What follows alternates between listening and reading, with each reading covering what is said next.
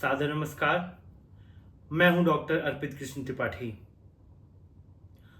और सच्चिदानंद परिवार में आप सभी का स्वागत है। आज शाम को अचानक से एक खबर मिलती है कि वो राइट विंग पार्टी के चुने हुए प्रधानमंत्री जी, जिनके सांसद संसद से लेकर सड़कों तक, न्यूज रूम में, तमाम रैलियों में उनकी पार्टी के मुख्यमंत्री और प्रवक्तागण चिल्ला चिल्ला कर इस बात को कह रहे हैं, कह रहे थे मुझे करेक्ट करना पड़ेगा खुद को, कह रहे थे कि एक है तो सेफ हैं, एक है तो नेक हैं।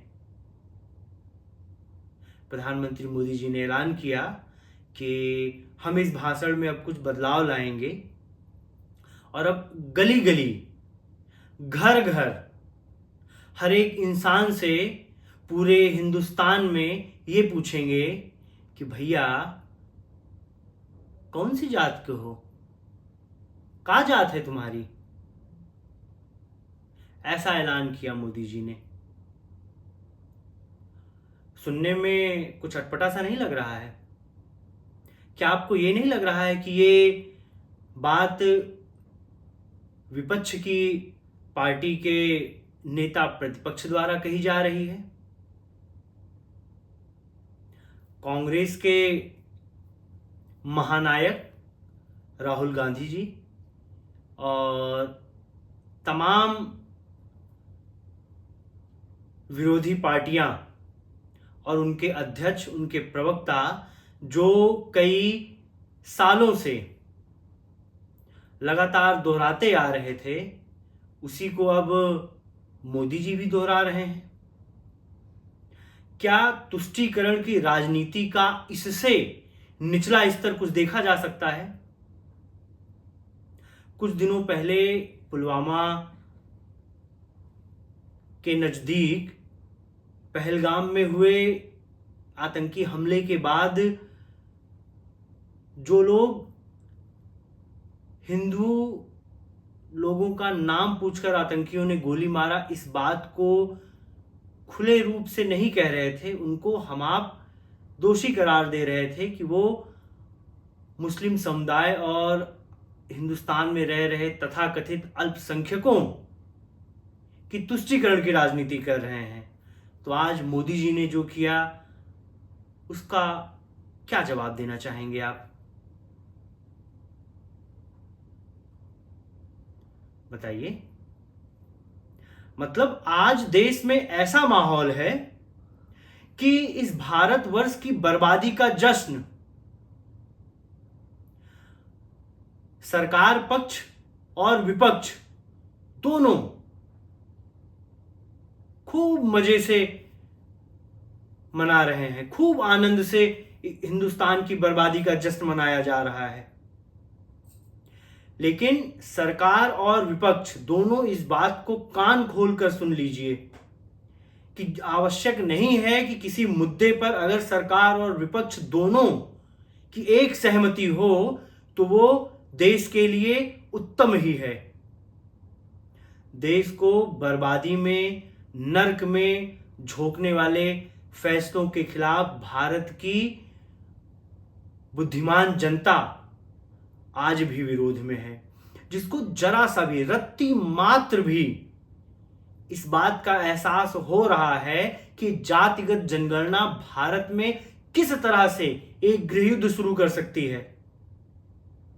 मोदी जी, आपके ही पार्टी के एक सांसद जी का बयान था कि भारत में जो गृहयुद्ध हो रहा है, बंगाल के दंगों का उदाहरण देते हुए उन्होंने कहा था, निशिकांत दुबे जी ने, उसकी जिम्मेदार सुप्रीम कोर्ट के चीफ जस्टिस जी हैं। आपकी इस जातिगत जनगणना वाले फैसले के बाद भारत में जो दंगे होंगे, या भारत को आज नहीं, इस तुष्टीकरण की राजनीति के कारण आने वाले दशकों में, 1 दशक या 2 दशक में भारत जिस गर्त में पहुंचेगा, जब गृह युद्ध के हालात बनेंगे उस समय इसके जिम्मेदार कौन होंगे? क्या आप इस बात की पुष्टि करते हैं कि इसके जिम्मेदार आप होंगे?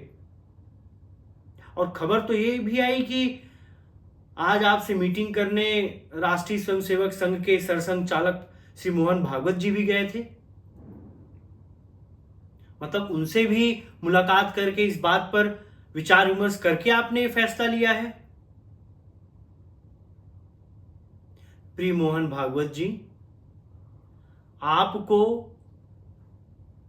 एक डीएनए चेक करने से फुर्सत मिली नहीं, आप जातिगत जनगणना का विचार लेकर मोदी जी के पास पहुंच गए। या मोदी जी का अगर ये विचार भी था तो कम से कम आपको तो राष्ट्र के हित के विषय में विचार करते हुए इस मानवता विरोधी विषय का विरोध करना चाहिए था। मतलब ये तो वही बात हो गई, रावण जो मनवाना चाह रहा है, राम भगवान जो धर्म का बीड़ा उठाए हुए हैं वही रावण के बताए हुए मार्ग पर चलने लग जाएं। दुर्योधन की, शकुनी की हर बात अर्जुन मानने लग जाए। ये तो ऐसी ही बात हुई क्योंकि भारत में सभी शंकराचार्यों से अधिक, जगत गुरुओं से अधिक, महामंडलेश्वर और पीठाधीश्वरों से अधिक धर्म के उत्थान का बीड़ा तो राष्ट्रीय स्वयंसेवक संघ और भाजपा ने उठा रखा है। आज सभी भारतीयों को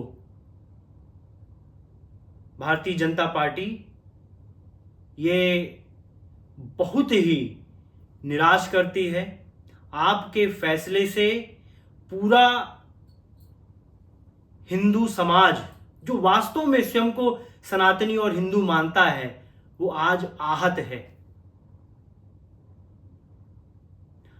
आपका, आपके सुशासन का इतना आतंक है कि शायद ही कोई अपने दिल की बात आपसे इस तरह से कह पाए।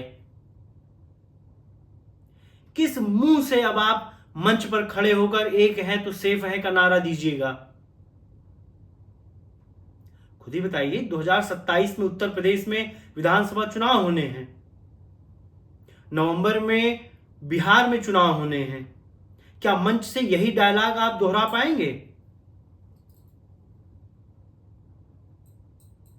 बाबा साहेब अंबेडकर जी ने संविधान में आरक्षण को कुछ नियत वर्षों के लिए लागू किया था, परंतु यह आरक्षण राजनीति का ऐसा दंश बन गया कि कोई भी पार्टी इस आरक्षण को समाप्त करने का विचार भी नहीं कर पाती।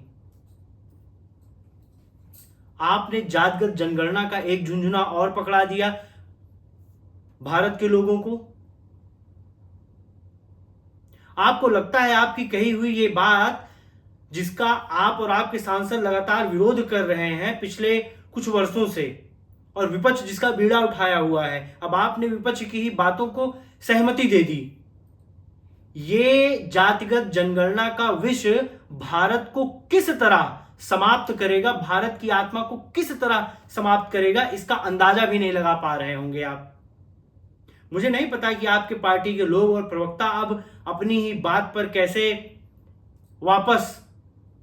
अपनी बात को वापस लेते हुए कैसे अब इस बात को बेहतर बताते हुए मीडिया के सामने कहेंगे कि नहीं, जातिगत जनगणना बहुत अच्छा है, जिसका वही लगातार विरोध करते आ रहे हैं। मुझे नहीं पता आपने क्या विचार किया है, परंतु भारत की आत्मा को छेद दिया है आपने।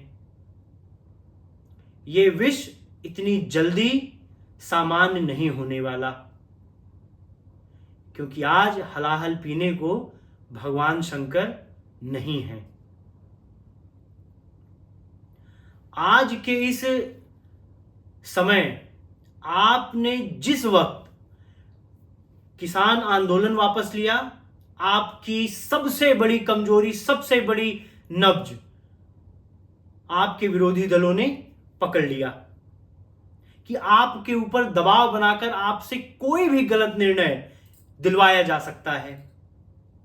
और आज की शाम जातिगत जनगणना की घोषणा करना इस बात की 101% गारंटी देती है कि आप अपने ही बातों पर खरे नहीं उतरते हैं। सीए और एनआरसी के कानून बने कितने वर्ष हो गए, क्या आप उसे लागू करवा पाए? नहीं। क्यों? क्योंकि विपक्ष की मंशा नहीं है, इसलिए आप नहीं लागू करवा पा रहे हैं और न जाने कितने और वर्षों तक लागू नहीं करवा पाएंगे।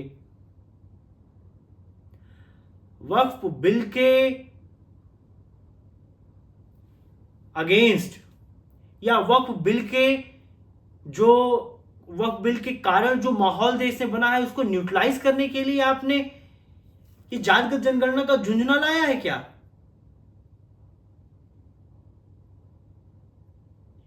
ये देश, ये सनातन धर्म और सनातन धर्म को मानने वाले आपको कभी माफ नहीं करेंगे।